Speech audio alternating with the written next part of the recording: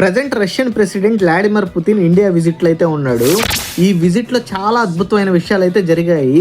Firstly మనం మాట్లాడుకున్నట్టయితే ఇండియాకి రష్యాకి మధ్య సుమారు 5 లక్షల కోట్ల ట్రేడింగ్ అయితే జరుగుతుందంట.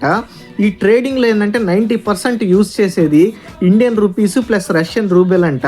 దీని ఇంపాక్ట్ ప్రజెంట్ ఉండకపోవచ్చు, కానీ ఫ్యూచర్లో ఇండియాకి దీనివల్ల చాలా బెనిఫిట్ అయితే ఉంది. ఎందుకంటే వరల్డ్లో ఉన్న కంట్రీస్ అన్ని ఒక కంట్రీ నుంచి ఇంకో కంట్రీకి ఇంపోర్ట్ చేసుకోవాలన్నా ఎక్స్పోర్ట్ చేసుకోవాలన్నా డాలర్ని యూజ్ చేస్తాయి షిఫ్ట్ ప్రాసెస్ ద్వారా.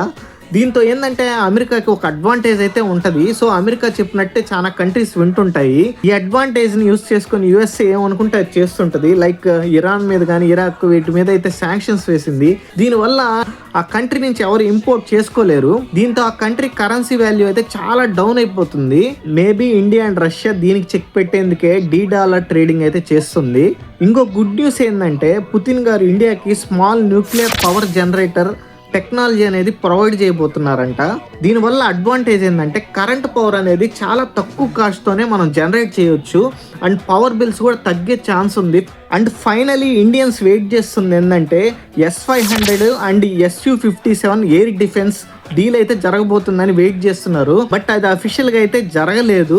పుతిన్ గారు ఇండియా విజిట్ బిఫోర్ ఇండియా టుడేకి ఒక ఇంటర్వ్యూ ఇచ్చాడు.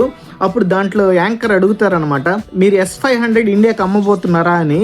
అప్పుడు పుతిన్ గారు ఇండియాని ఒక బయ్యర్ లాగా చూడము, మేము ఇండియాకి టెక్నాలజీ ప్రొవైడ్ చేస్తాము అన్నట్టు చెప్పాడు. మీద ప్రజెంట్ ఇండియా విజిట్లో ఎటువంటి ప్రస్తావన అయితే రాలేదు. మేబీ చెప్పరు కూడా అనుకుంటున్నా ఒకవేళ జరిగిన. ఎందుకంటే యుఎస్ఏలో కాక్సా అనే ఒక చట్టం ఉంది.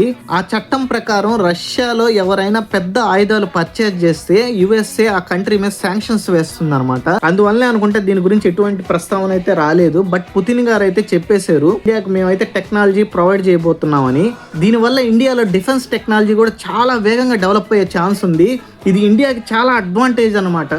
లాస్ట్ గా ఒక మాస్ ఎలివేషన్ ఏంటంటే పుతిన్ గారు ఏ కంట్రీకి విజిట్ చేసినా తన ఓన్ వెహికల్ యూజ్ చేస్తాడంట. అది రాకెట్ లాంచర్ ప్రూఫ్ కూడా. బట్ ఇండియా విజిట్ లో పుతిన్ మోడీ గారితో ఫార్చునర్ లో ట్రావెల్ చేశారు. దీన్ని బట్టే చెప్పొచ్చు వరల్డ్ కంట్రీస్ కి పుతిన్ గారు ఒక మెసేజ్ అయితే ఇచ్చారు, India is always our trusted friend అన్న.